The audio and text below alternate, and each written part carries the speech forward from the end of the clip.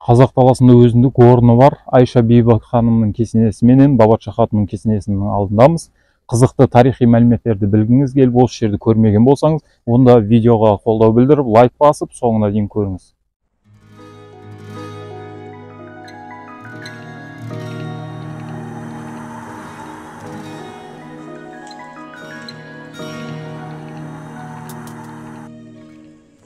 Ассаламу алейкум, құрметті көрермендер. Бүгін біз сіздерге Айша Бибі ханым менен Бабатша хатын кесенесін көрсетіп, және де ол жайлы азырақ мағлұмат беретін боламыз.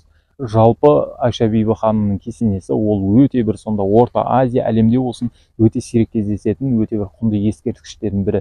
Оны несімен құнды етіп тұр десеңіз, оны құнды етіп тұрған дүние ол кесенеде 60-тан астам ою-өрнек безендірілген. Сол себептен ол өте ерекше кесенелердің бірі. Жалпы Айша Бибі ханым жайлы өте аңыз деректер көп. Сол аңыз деректердің негізгі бір нұсқасына тоқталатын болсақ, Айша Бибі ханым менен Қарахан бабамыз екеуі бір-біріне ғашық болып, сол кезде екеуі белгілі бір уақытта кездесетін болып шешеді. Және де сол уақытта Қарахан бабамыз соғысқа байланысты ма, әлде басқа істеріне байланысты келе алмай қалып, сол сәтте Айша Бибі ханым өзі Қарахан бабамызға қарай сапар шегеді дейді. Және де сол сапарында келе жатып, осы Тараз маңына жақындаған кезде бір өзен суына шомылып, сол жерде тынығып болғаннан кейін сол жерде бір жылан пайда болып, сол жылан Айша Бибі ханымды шағып алып, сол жерде жаңағыдай жан тәсілім болайын деп жатқан шақта қасындағы қызметшілер дейді, немесе Бабатша хатын дейді, Қарахан бабамызға жүгіріп барып ескертіп, Қарахан бабамыз келді дейді. Сол Қарахан бабамыз келгеннен жан тәсілім болып жатқанда Айша Бибі ханымды қолына алып, некесін қидырып, сол сәтте бірден жаңағыдай Айша Бибі ханымның құлағына сен бибі болдың деп айқайлады деседі. Содан Айша Бибі ханым Қарахан бабамыздың жаңағыдай бұл дүниеде қосыла алмағанмен, ол дүниеде қосыла алатын некелі жары деп есептелінген. Одан да басқа түрлі аңыз дерек кездеседі. Айша Бибі ханымды өте бір сондай кейбір нелерде ханның қызы деп келеді, кейбір деректер аңыздарда Қожа Ахмет Яссауи бабамыздың сүйікті шәкірттерінің бірі Бақыр Ғани бабамыздың қызы деп, кейбір деректерде Зеңгі бабаның қызы деп те келеді.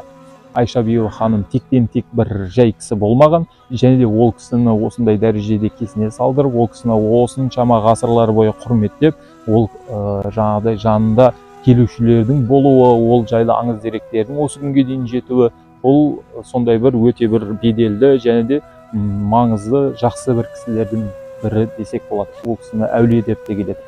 Анығын Алла білуші, біз бастысы жақсыларды құрметтейміз, ізгілерімізді ұмытпаймыз.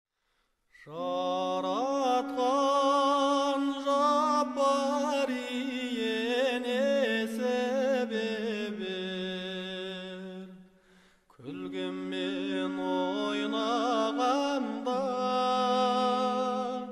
кешіре көр жан Алла, жар бола көр ай адамға. Күніміз таудан үлкен тастан қатты, Fazıl men tozaq otan,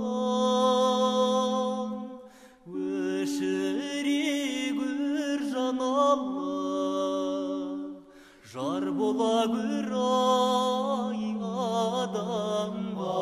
Aldında sarap şıtır ölüm degen, Qosqabat attandırıp, Kebinmenin amalım, Көрсет хақтың ай жамалым. Алланың ақ бұйрығы келген күні, пенде жоқ. Бабатша хатунға келетін болсақ, Бабатша хатун Айша Бибі ханымның жолбасшысы, кеңесшісі, тәрбиелеушісі болған деген аңыз бар. Бірге жүрген себептен Бабатша хатун да жаңағыдай Айша Бибі ханымға өте адал болып, сол кісінің жанында қайтыс болғаннан кейін де жанында болып, сол кісіге шырағдан жағып, жанында болған себептен ол кісіні жаңағыдай жанында жерлеген. Endi жоқ үйірінен өлім деген амалым көрсет хақтың